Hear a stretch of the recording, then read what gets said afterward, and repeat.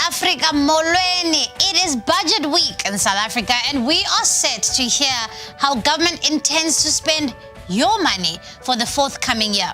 With unemployment at historic highs, debt out of control, and the nation facing its biggest post-democratic test in COVID-19, it is crucial that we take time to understand the country's financial position. We must hold government to account for a situation that is fast spiraling out of control. We get stuck into all of this and more in this week's episode of The Inside Track. But first, we take a look at the week in headlines.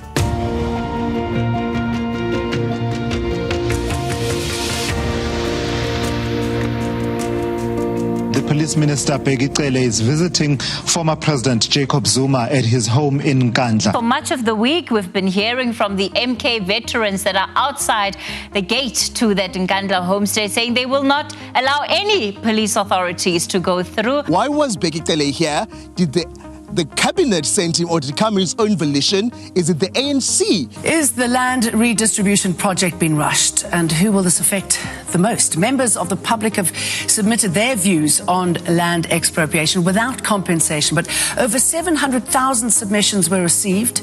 Certain opposition parties say the written submissions have been handled badly and fear they will be excluded in the final report. Basic Education Minister Andy Motshekga will announce the national results for the matric class of 2020. It has undoubtedly been a taxing year for pupils and teachers. The government says it plans to administer up to 500,000 of the single-dose vaccines as part of a study mainly targeting healthcare workers. If we have any chance of digging ourselves out of the hole that we're in, then we have to be honest and truthful about the scale of our problems, the mistakes that contributed to putting us in this position, and importantly, the steps we must take to rectify them.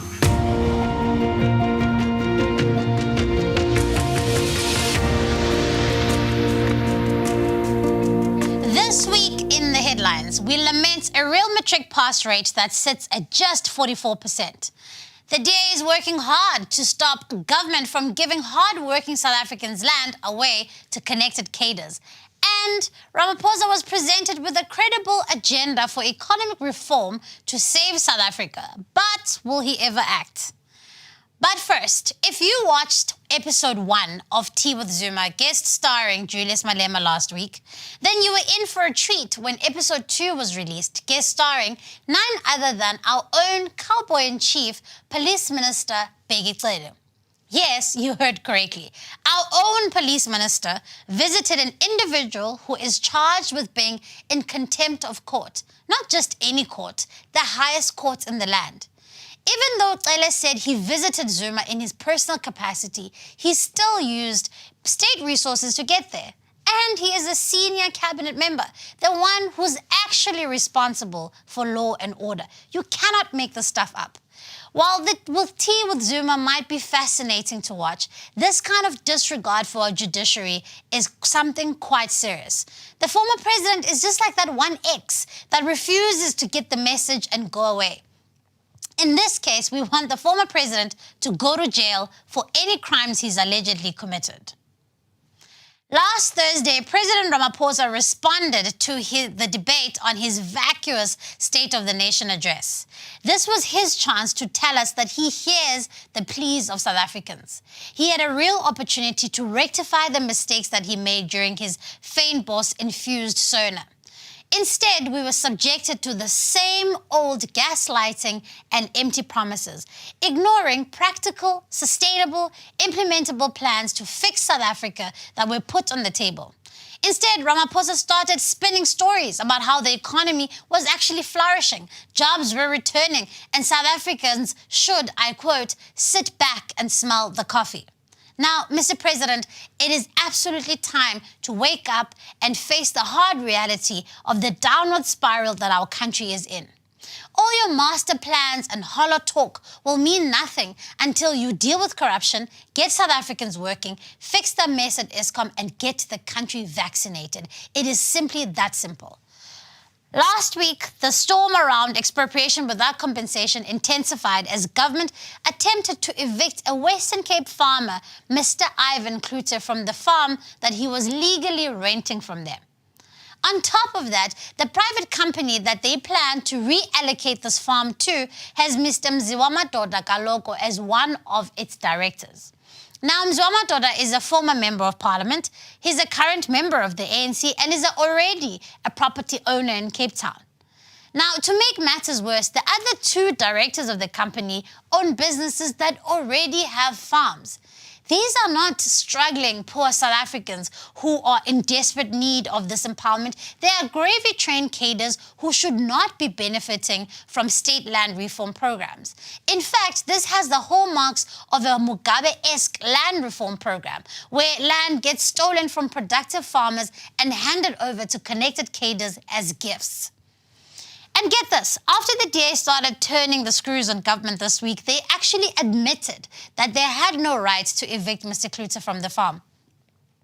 As the ANC and the EFF push hard for this new expropriation bill to be signed into law, we should all look to Mr. Klute's experiences as but a small taste of what is to come if not enough of us stand up and make our voices heard to stop it.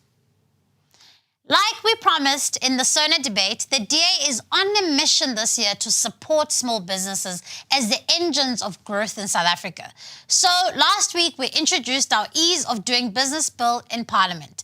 Basically, this bill will cut out a lot of government red tape so that our companies' industrious entrepreneurs don't have to wade through a mess of paperwork to get their businesses up and running. This is not the first time we've proposed this bill, actually, but the ANC voted against it. It's almost as though the ANC just does not want South Africa to succeed. But we are not deterred. And as the DA leader said last week during the debate, we don't care if the ANC wants to take this bill and put their name on it. Be our guests. What matters is that this bill gets signed into law. Another week and yet another development on the controversial land expropriation bill. This time, Parliament said it would no longer fund public participation process around this bill. We also heard that the institution has withdrawn its funding for the essential flighting of radio advertisements that would have informed the public of their right to make their voices heard on this bill. Now, public participation is a constitutionally enshrined right, and as we like to say, it is government by the people, for the people. It doesn't take much imagination to figure out why the ANC government is so dead set to silencing the ordinary voices of South Africans when it comes to this bill. They are fully aware of its economic destruction it will cause, and we have all seen how this played out with our neighbors in Zimbabwe, and that is why they want to keep you quiet. But we will not be silenced. This week, the DA made our own public submission on the bill, and we encourage citizens from all walks of life to also raise their voices. On Monday, the results of our 2020 class were released. A very big congratulations to all our matric learners, the teachers, the parents whose hard work and perseverance paid off during this very difficult year. We congratulate our matrics. But while we do so, it's also worth noting that the department's pass rate does not reflect the real state of education in South Africa. Because when you look at the number of pupils who've entered in grade 10 compared to the number of pupils who actually matriculate, the real pass rate actually only sits at 44%. It is absolutely heartbreaking to me that even half of our learners who start school fail to make it all the way to matric. We know that 2020 academic year was challenging, with massive disruptions to the learning environment. But this group of learners did not only have 1 year of COVID disruptions to fight. For years, there have been serious chronic problems with our system. Our extraordinarily high dropout rate, the crippling school infrastructure, curriculum changes, unqualified teachers are just some of the systemic problems our learners have had to contend with. And so we honestly hope that the Department of Education has learned a valuable lesson over 2020 and will strive to do better by our learners in the upcoming year. And finally, for some good news for the nation, the first Johnson & Johnson vaccines were administered in South Africa last week. This is after the initially failed rollout of the AstraZeneca vaccines. It was good to finally see healthcare workers receiving a vaccine that is more effective against this COVID-19 variant. We will continue to support the expedited vaccine rollout across South Africa while holding government to account, as we did yesterday in Parliament during the important debate on the vaccine rollout. But this is just the beginning. We need an efficient, a fair and comprehensive rollout plan for the rest of the country to begin as soon as possible. We all want to see life return to normal, and the vaccines are the only way that we can get this right. In the spotlight this week, hot on the heels of the State of the Nation address, now we look to the Finance Minister today and find out if there's a clear plan in place to inch South Africa away from the edge of the fiscal cliff that we're teetering on. We will be taking a look at this story in the spotlight.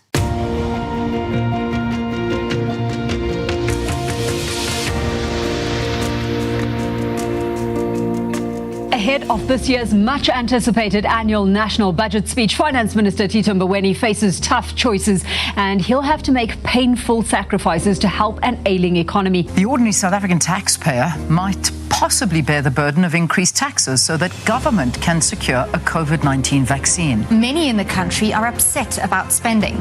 They've expressed concern about yet another bailout for troubled airline South African Airways. So how many bailouts has Eskom received since 2015, and just how much has each South African had to contribute to the upkeep? More money for Eskom. What does this mean for the fiscus? South Africans have to dig deeper into their already cash-strapped pockets as the price of fuel has gone up yet again. When the clinic queues are getting longer and longer, when there's no doctor to see you after waiting all day, when the school class keeps getting bigger, when your salary is the same but taxes are going up, then you must know who you've got to hold accountable. It is the ANC. Municipal infrastructure, that's important, right? Nope, not to the ANC. That's getting cut by 180 million so that SAA can get 10.5 billion.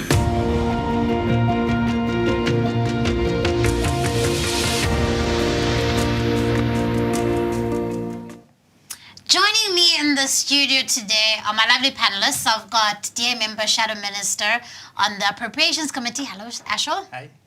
And I've got Dr. Leon Schreiber, who's our Shadow Minister on Public Service and Administration. Hello, Leon. Hello, Siviwe. And we've got DA Youth Leader and DA MP Luyolo Mphithi. Hello. What's up? Right, guys, I want us to get stuck into it. It's budget week, and the Finance Minister is delivering his budget speech today. Ashor, you sit on the Portfolio Committee, which deals with the allocation of public funds. And so what do you think is going to be very important for the Finance Minister to say today? Well, firstly, he's got to tell us how he's funding a vaccine rollout plan. And he's got to do that in a way that does not impose new taxes onto South Africans, because if they can find money for SAA and other things that are not as important as getting South Africans back to work, then surely there's money in the fiscus for a vaccine.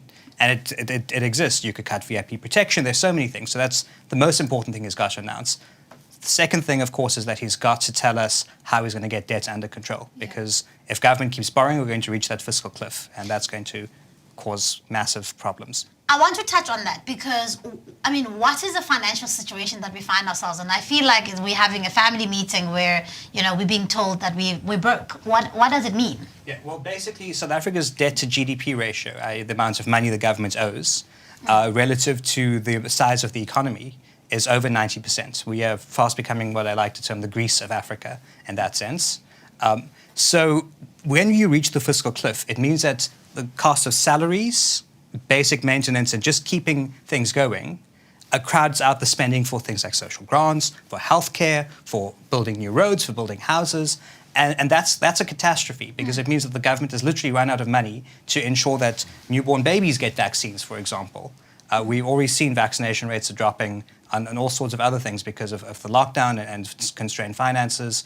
So really the situation is quite dire financially for South Africa. And a lot of people think the IMF is the panacea. It's not going to be. We've got to get the debt under control before you get to that point. The IMF will help the country fit its revenue and expenditure, but it's not their job to protect basic services. It's the elected government of South Africa that it has to protect basic services. And so the people have got to basically make their demands out of this budget that is what they want. Absolutely. And, I mean, you know, Leon, I mean, to you, I know that you've been dealing very much with the issue around the public wage bill.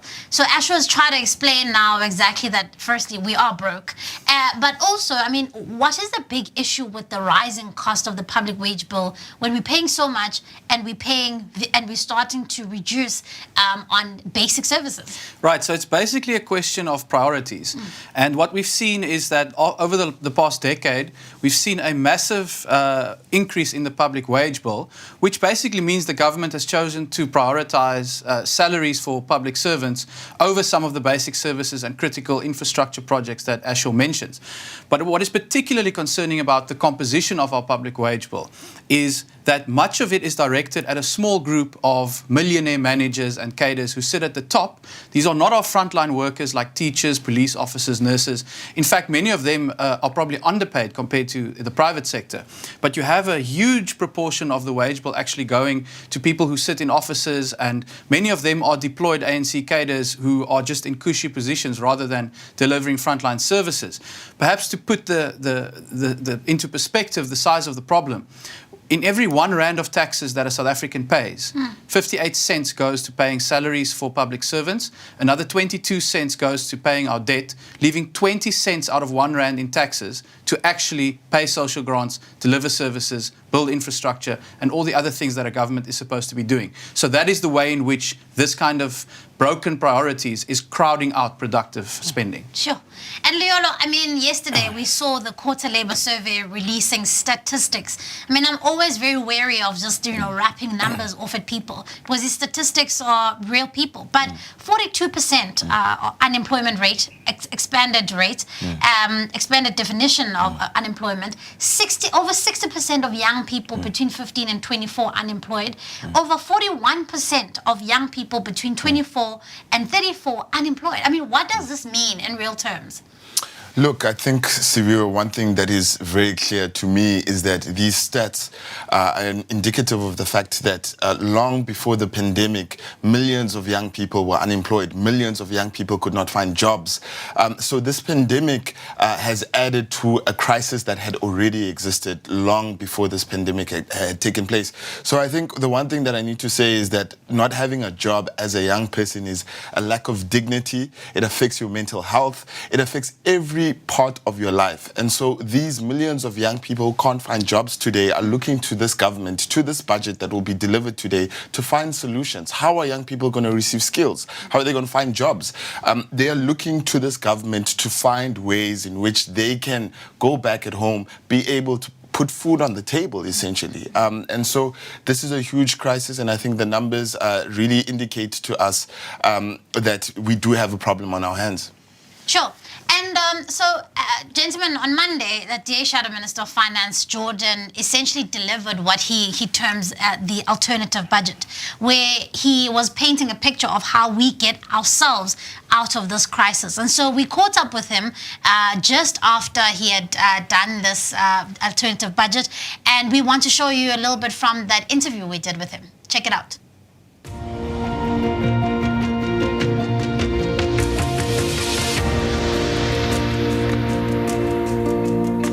Geordin, the budget speech unpacks how government intends to spend our money going forward. And whilst it can get complicated to follow, we really must take an interest in making sure we understand what the government intends to do. Talk us through where South Africa is at the moment in terms of its finances and how government is spending our money. You're so right, Sir Richard. The budget so often contains all of these confusing terms and very big numbers that go over the heads of many South Africans. But actually, the budget is critical to understanding what's happening in our country, sometimes even more critical than what happens in the State of the Nation speech. And this week, we launched a graphic in the DA to try and get the point home to every family about just how bad our debt situation in South Africa is. And just down the road from us where we are here is Groote Hospital, where today a whole lot of beautiful little babies, new South Africans, are being born.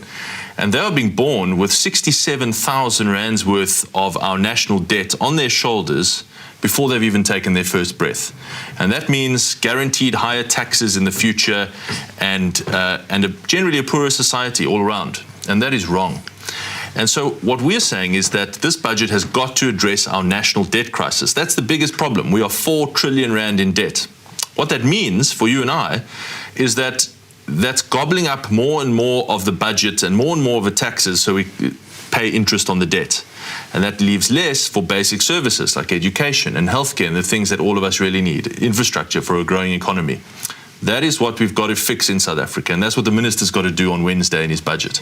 But why are we so deep in debt?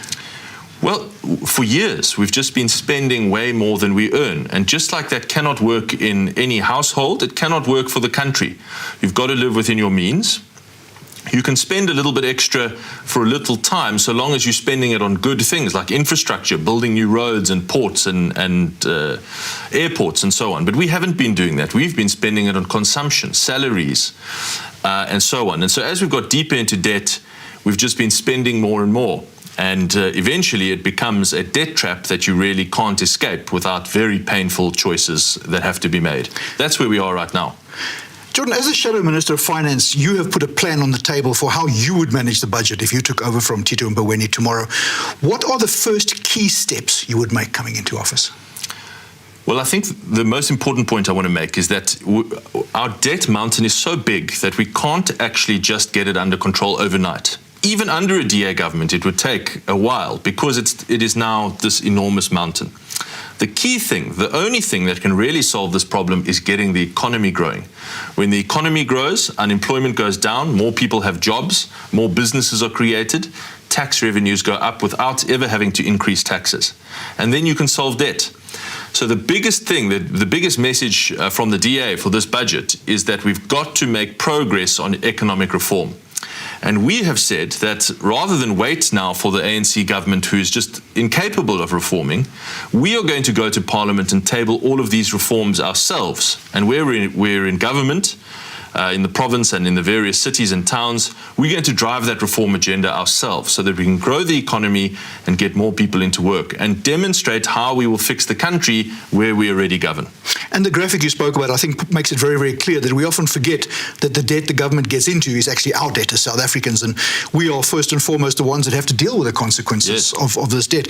Is there any way out of this mountain of debt, or have we gone too far? No, we haven't gone too far. You are right that it is our debt. Every rand of debt has to be repaid, and it can only be repaid by taxes. That's the only source of income for the government. So higher debt means higher taxes at some point in the future, which is why I referred to those beautiful little children. And that's not right. It's not fair. It's not good enough to impoverish future generations because we aren't able to take the tough choices today. So what we are saying is it's got to be a two-pronged strategy. You've got to grow the economy, as I said. Growing the economy really helps with your debt. And you've got to be more responsible with your finances. Stop spending on wasteful things like blue light brigades for every puffed up politician, fancy parties, unnecessary departments, and just waste across government. And focus your spending on the stuff that really makes a difference, helping people who need it most, the poor and the most vulnerable, helping unemployed people, investing in infrastructure to get our economy growing.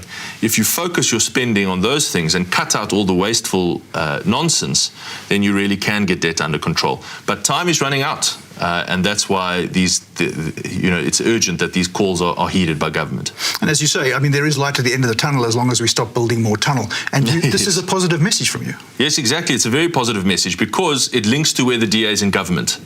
We are showing what is possible. South Africa's decline into financial crisis and debt crisis is not inevitable.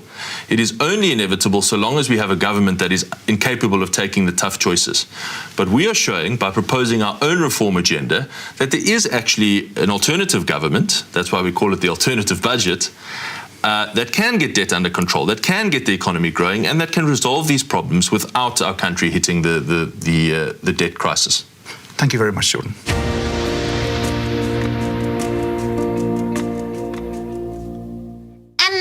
Also joined by an award-winning economist, Mike Schüssler, who joins us on the line. And I'm going to have a quick conversation with you, Mike. Hello, how are you doing?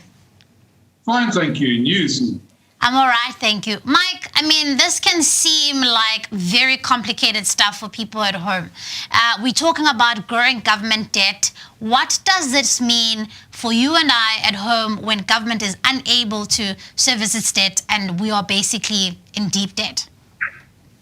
Well, we get less services from government because it's very simply put, very long, a lot of things that government does it will not be able to do. In other words, it might not be able to buy school books. It might not be able to pay social grants later. And as the interest rate burden increases and the debt service burden along with it will take more and more of our tax money. So for people paying taxes, there's a big risk that we'll have to increase taxes. They may also have to use a lot of money from our pension fund assets in a way that we call prescribed assets. And that might give us lower returns. So when we get older, we will be poorer as well. So the country as such will be poorer because we won't be able to afford as much grants. We won't be able to afford as much schooling. The classrooms will be fuller than now per teacher. We'll have more kids. We'll have less stuff to do in public hospitals. So all those things will come together and hurt us. And just to put it into a context so that people understand, the average family in South Africa owes 102,000 Rand. The government, on your behalf of that average family, owes 218,000 Rand. Sure. So that's a lot more money than you've taken out. And the government is trying to tell us we have to go and see debt counsellors. But it sounds to me like the government needs a debt counsellor. Absolutely. Mike, I mean, as an expert in the field, how did we get here? How did we find ourselves in this situation? Well, we actually had quite a bit of debt in 94, but we got rid of all of that. And by 2006, 2007, we were at about 23% of GDP. And then the financial crisis hit us. And like the rest of the world, we picked up a bit of debt. But unlike the rest of the world, we just carried on. So where people tried to spend their way out of trouble for about 2 years, we've been doing it for 12. Sure. And now we've been hit by another crisis and we've had to spend again. And all of a sudden, our debt went from 23% of GDP to 80% of GDP.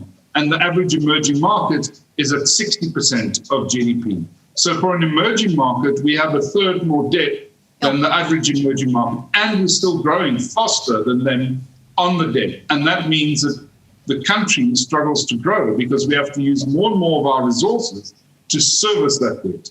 Yeah. Mike, this is often said, that one of the things we need to do is we need to grow the economy in order for unemployment to go down, in order for us to drive ourselves out of this. But again, as an expert in the field, what in your view are the three key things that we need to do to kickstart this growth in our stagnant economy? Well, the first thing we have to do is change our attitude towards business. Business is in the game of making money, and if you expect to get paid as an employee, you must expect business to want to get paid as well. And business gets paid in something called profits, and therefore we need to make it easy, risk-free as possible. Remove red tape, remove a lot of laws and regulations, and let business get on with the job of being a business. And we have to change that and the attitude. Because I think government has a very bad attitude towards companies, towards business, and we also have to encourage people to become more entrepreneurial. And that's another big important thing. And normally, that would help. But I think in South Africa, there's an added thing of where people feel that they shouldn't be, that they shouldn't be an entrepreneur because they failed. So I think because we've seen a lot of failure, we must actually encourage people to try again. So that's another thing. But I think overall, if I look on the government side, less taxes on business, particularly, less red tape, yes, health and safety for sure. But, all the other stuff, we can really negotiate down to a lot less red tape. And we hear that there's a possibility of tax hikes for ordinary South Africans. Your view, your predictions? Well, I don't think we'll get a tax hike on the personal income tax, but where we always get tax hikes is obviously the sin taxes, which is not, it's a 50-50. Is it important or not? But I think the other thing that could hurt is the fuel tax hike. Taxes going up via the road accident fund because that's bankrupt. So, that's the other thing. Government must make sure that the money they have is spent properly, corruption-free, efficiently, not wastefully, and we need to get rules in place as to how much people can get from things like the Road Accident Fund and why they get it, in different tiers maybe. But we have to put things into perspective as to what we can afford as a country. At the moment, it seems to me government is buying votes by giving everybody grants, but they're losing the battle on the economy. And that's the problem, because we're already at a stage where if you look at the people in the private sector that do pay as you earn, there's about 6 million of them. At the moment, there's about 25 million people on grants and another 2 million people in government that have to get paid. So we're getting to a stage where one person that's paying pay as you earn taxes is having to carry about 4.5 other people. Yeah. And that's a lot. And then lastly, Mike, before I let you go, I know you're incredibly busy, but I mean, if you had one wish for on your wish list for Tito this afternoon, what would it be? Change your thinking on the economy. Government cannot spend its way out of trouble. Cut the spending, cut the wastage, do it, reduce the number of departments, and do it in one foul swoop. Thank you so much, Mike. Thank you so much for making the time. Pleasure. Ashor, I mean, sure, that was a sobering account. I mean, and also, you know, Mike managed to also just make it very accessible to all of us, you know, at home about what this actually means. You know, we have proposed legislation to cut government spending. Why is this important, and why has government not been able to get it done?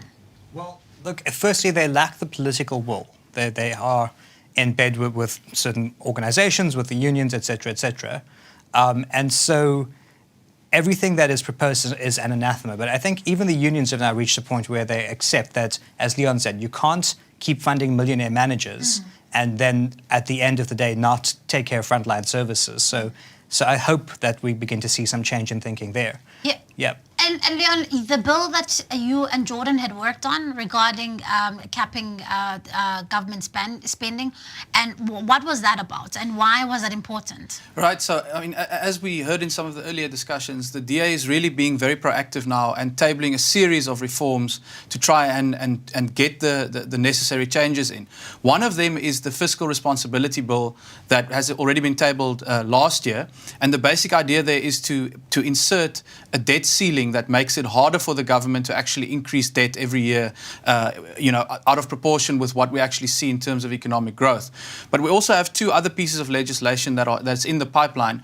The one is actually quite similar to the Fiscal Responsibility Bill in that it would look at controlling and capping public sector wage increases by actually tying it to productivity. So we have to ensure that the money we spend on public servants and the work that they do is actually felt and results in returns in terms of economic growth, in terms of productivity growth, in terms of better service delivery. And so we're looking to actually link the two together and say, if you're going to give salary increases of 1% above inflation, then this is what we expect to see in terms of productivity. So we must actually see a return in investment. To see a relationship between the investment you make and the productivity. And then the final one is the End Cadre Deployment Bill, which we announced last week, which is related in the sense that it makes sure that we actually appoint competent, professional, skilled people into the public service, and we end the practice of cadres and ANC-connected people getting these positions as millionaire managers and then either using it to funnel corruption back into the pockets of the ANC or simply not able to do the jobs that they are being paid for. Yeah. Luyolo, I want to jump straight to you. I know you've been involved in the NYDA process, but before we get there and linking it to the issue around cadre deployment, what is the NYDA and why is it important, or why was it meant to be a driver of some kind of change for young people? Well, the NYDA was essentially established to basically help young people gain skills through a number of training courses that would be provided by the NYDA nationally throughout the provinces, but also to fund entrepreneurs and young people's ideas who want to get involved in business. So the idea was to have a national entity that would be supporting young people and giving them funding and resources to be able to be more economically active within the economy. Yeah, but what's gone wrong now? I mean, the whole thing seems to have gone to hell in a handbasket. Exactly, and it's what Leon is saying right now is the problem of cadre deployment. Yeah. What we are sitting with in the NYDA is an entity that is now being used to really funnel different actors of the ANC within the NYDA, and also the NYDA has a budget of 500 million rand. Sure. So you have cadres who have come into the NYDA, have completely taken it over, and started to use the budget of the NYDA that is supposed to help young people for themselves and to enrich themselves. So a key example is the report that was tabled in Parliament yesterday, where 6 of the 7 recommended candidates come from the ANC, have served senior positions in the ANC, and now want to come into this entity and loot to benefit themselves and leave millions of unemployed South Africans out on the ground. And Leon, I mean, this is not to say that we don't want ANC people to have jobs, but it's about essentially meritocracy, right? Like, I mean, so that's what we want to do. We want to make sure that the right people are in the right jobs. Exactly, Siviwe. And I think what's so important when we're having this conversation is to keep in mind what we're seeing at the Zondo Commission every single day now. We're starting to see the Commission exposing that state capture was not something perpetrated by a small group of people or one family coming in and conspiring. It was a systematic effort that's been rolled out over years to make sure that the ANC gains control over the key levers of power in our society. And the tool they use for that is the policy of cadre deployment. And just for people who may not understand exactly how that works, we literally have a committee of ANC leaders who get together in these smoke-filled back rooms in Luthuli House and decide this person needs to be appointed to run the education department. And they actually circumvent the appointment processes, which are supposed to be based on skill and merit, to ensure that someone is appointed on the basis of politics. That is not a way to build a professional public service. That is a way to actually erase the line of separation between party and state. And some of the proposals we're making now is actually to rebuild that separation brick by brick. Yeah, and you know, the issue around separation is not just, you know, it's not just one that is romantic, that is enshrined in our constitution just for the sake of it. There's a reason why a party and state need to be separate. A number of these people that Leon talks about are people who've also been appointed to head up SOEs. So now, what I want to know, I mean, a lot of people say 10, 15 billion, 20 billion spent on the vaccine rollout is actually incredibly expensive. But I mean, what do you say when we've been bailing out SOEs this whole time? Yeah, well, I mean, they're probably going to give around 40 billion rand to Eskom this year across two bailouts. Sure. So that alone tells you pay twice for electricity in South Africa. You pay your electricity bill, and then you pay your taxes to pay for electricity. Sure. You pay double. Whatever you think your electricity bill, just double it, and that's what's actually going on. But for SAA, this is the only airline in the world that's taken 10 billion rand in the last year and not had a single flight. Think about that. Wow. I mean, it's ridiculous to think of it, right? Like 10 billion and not a single flight. Yeah. It has literally been grounded. Yes, exactly. I mean, they were supposed to have a flight to collect vaccines, and even that plane was a technical problem, and it came in off a freight flight, I believe. But even there, it goes to show on those simple things, it's just not happening. Now, of course, there are SAA employees and so on who work to the very last day, who should get their last paychecks, who's worked their entire lives and should get their pension. And certainly, there's a case that says, okay, so that portion should be guaranteed. But everyone else who watched SAA being bailed out and being run into the ground by Jacob Zuma's employees, or the ANC's employees, really, over the last decade, who then took the risk and said, no, I'm going to give SAA a contract of massive inflation. I don't think those people deserve a bailout. No. But that amount of money should be used to vaccinate as many people as possible, as quickly as possible, so that South Africans can get their lives back on track, so that they can go and be economically active, so that they can start businesses in an environment where people are actually able to trade and go around. We can't live under lockdowns forever. And without a vaccine, lockdowns risk becoming like load shedding. Every so often as the virus spikes, we're going to have to go back into harder lockdowns. So the only feasible solution out of this is a vaccine. The money is there. It's just got to be channeled correctly. This is incredibly depressing. Look, I mean, Luyolo, I mean, we're talking about billions and billions spent on millionaire managers, heads of SOEs, people who've basically been cutting money for decades. And yet we've got young people who are sitting at home hopeless. I mean, what are one or two things that as the DA we would do to try and salvage the problem of young people being without work?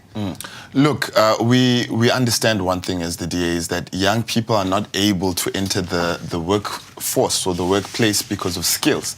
There's a lack of skills in this country where we have failed to plan for the next 10 years, 20 years of what this economy needs to look like. And so what our proposal as the DA is simple. We are calling for the re-stimulation of the employment tax incentive that is very clear about giving young people between the ages of 18 to 29 an opportunity to gain skills. This is a partnership between government and the private sector where government gives tax rebates to companies for giving young people opportunities through internships and learnerships to be able to gain skills and be able to become more employable in this economy. And that's what we've been saying as the DA, is that we need to re-stimulate the ETI because that is the only way we start to prepare our young people to be able to be part of the workforce.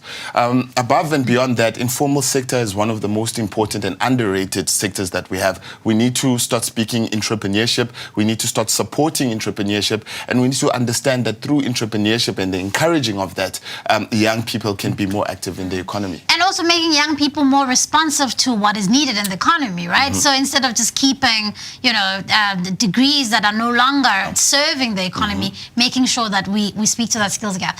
There's so much to talk about, but I'm going to do a quick round robin on everybody. Tell me what you would like to hear, particularly from the finance minister, starting with you today. If you had to hear one thing, what would it be? No new taxes on working families. That's one thing. Cool. Leon? Don't bend the knee to public sector unions and make sure that you reduce the spending on millionaire managers and cadres so that we can use it more productively. Cool. And Luyolo? Well, me is scrap the Department of Women, Youth and Persons with Disabilities and use that money to actually drive entrepreneurship amongst young people in this country. Yeah, I wish I lived in a national DA government. I would love to hear the finance minister talk about a concrete plan that he can table in parliament that says this is how we're going to vaccinate the country. Yeah. This is how we're going to get 40 million South Africans vaccinated by year end. Up until now, we have not heard a single thing about that and just, been hearing numbers being thrown around. Yeah. Gentlemen, thank you so much. It's been so much fun. Thank you, sir. Thank you for joining us. And now we're going to be moving on to our next feature, the DA at Work feature.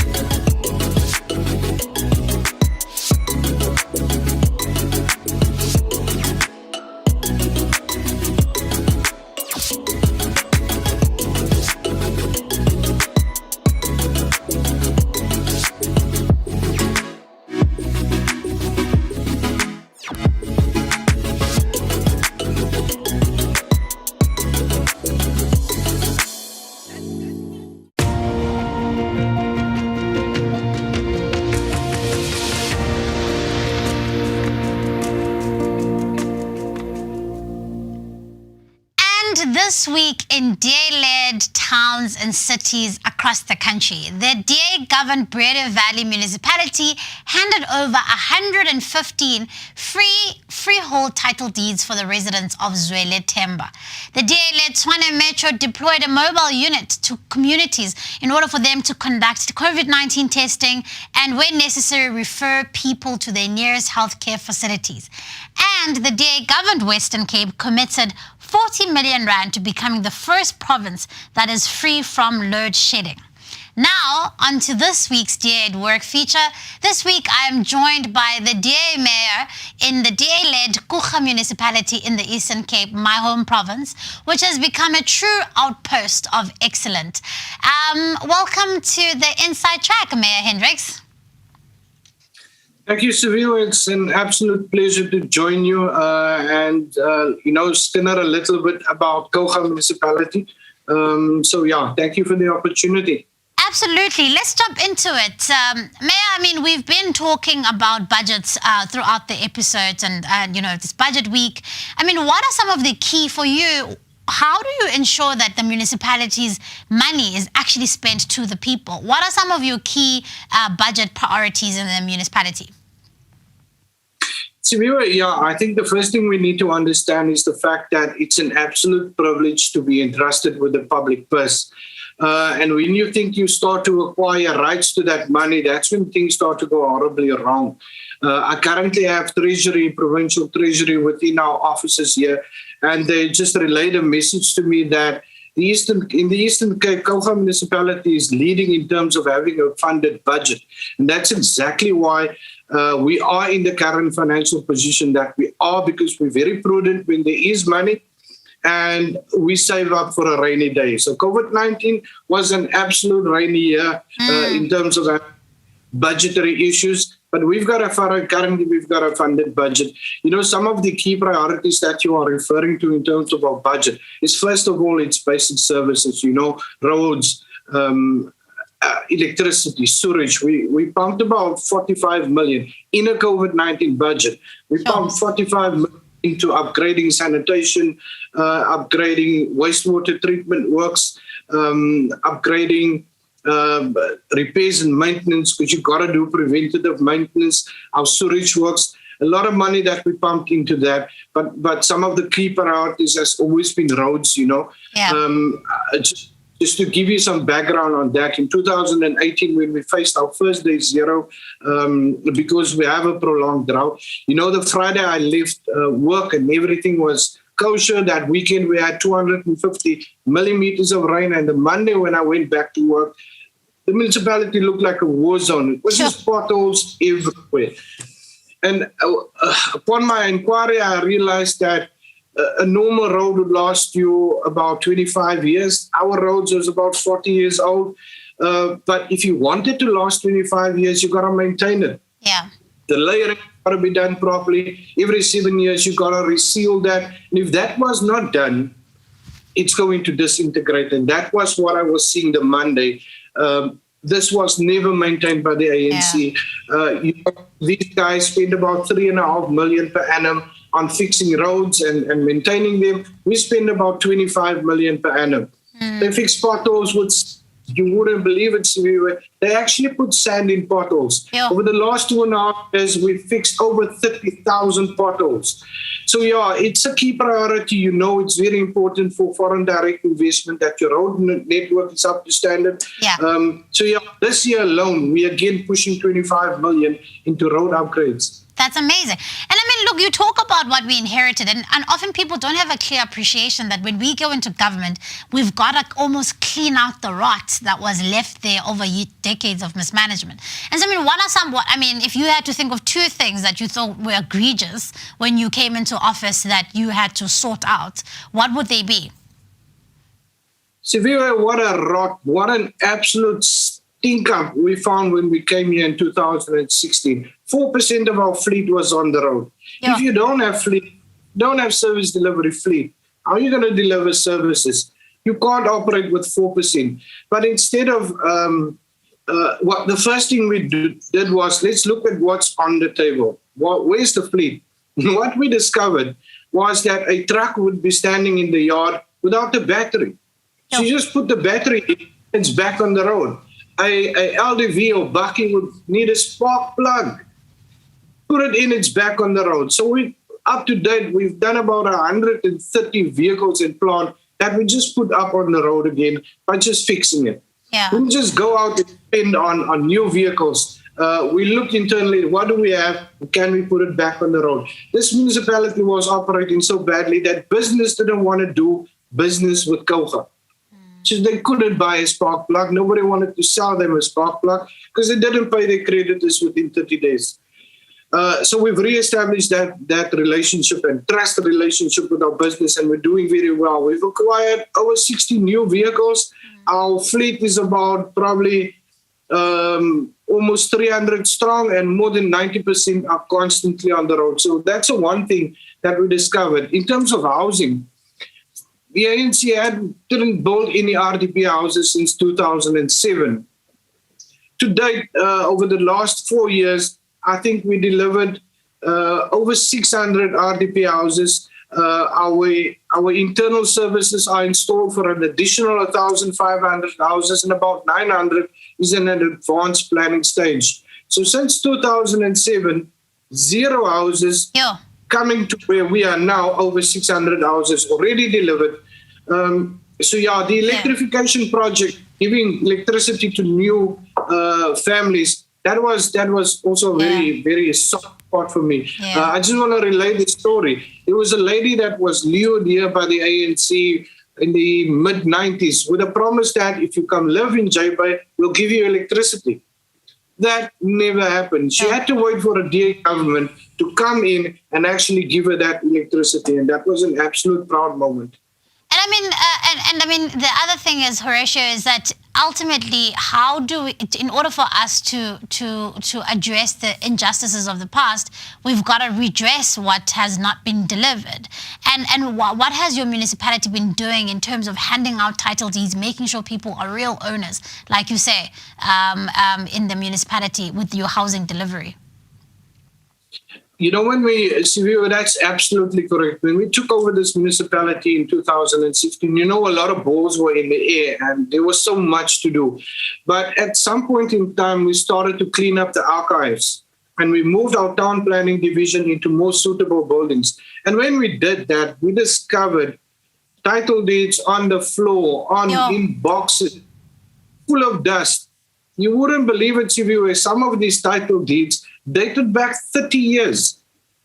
And that's absolute criminal. For the 15 years that the ANC governed here, they simply never bothered. So we started dishing out these title deeds. Up to date, we've given about 2,000 title deeds back to people. I think the oldest gentleman was 93 years old, received title deed for the first time.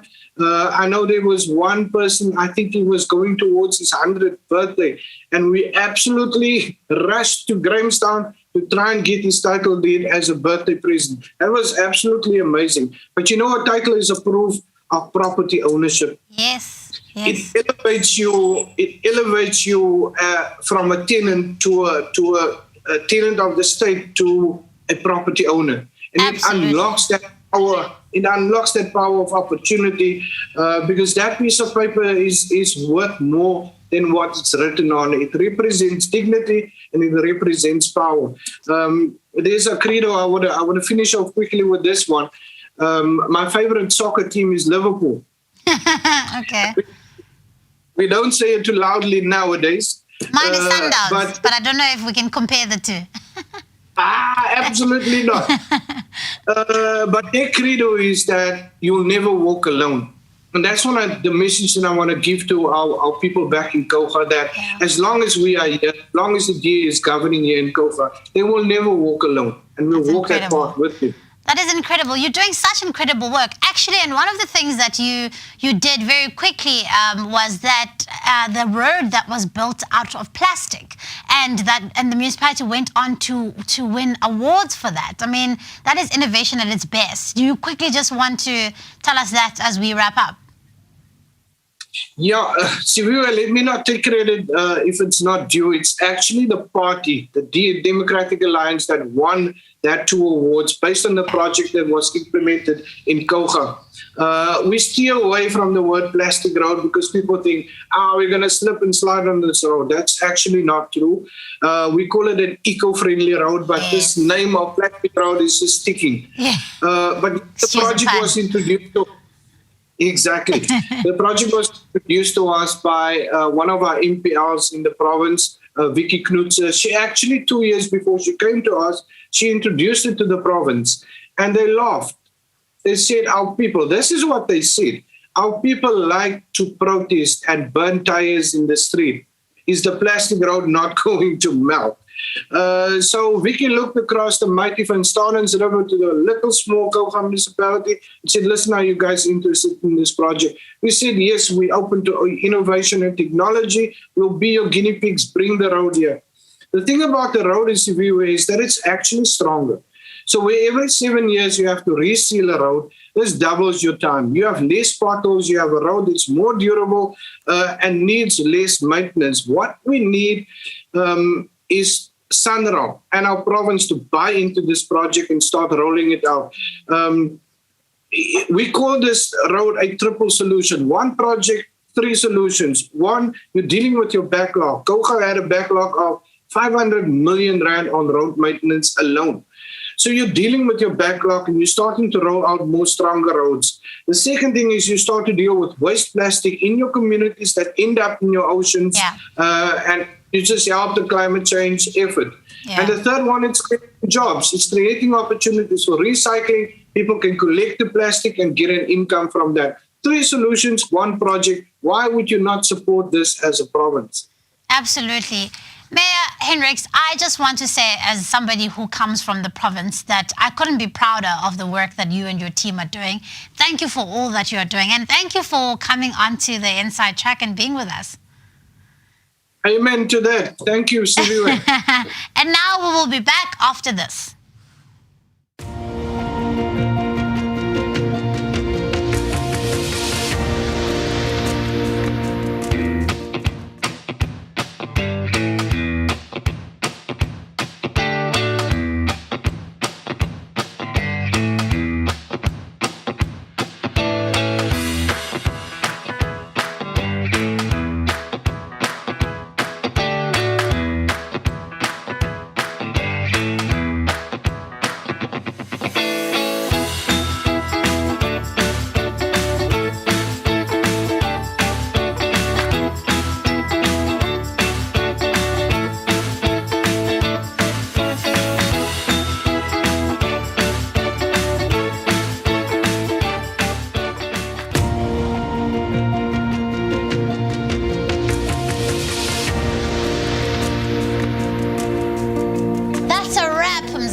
Remember to catch the budget speech later today, and let's see if the finance minister has been brave enough to announce some of the essential reforms needed to turn South Africa around.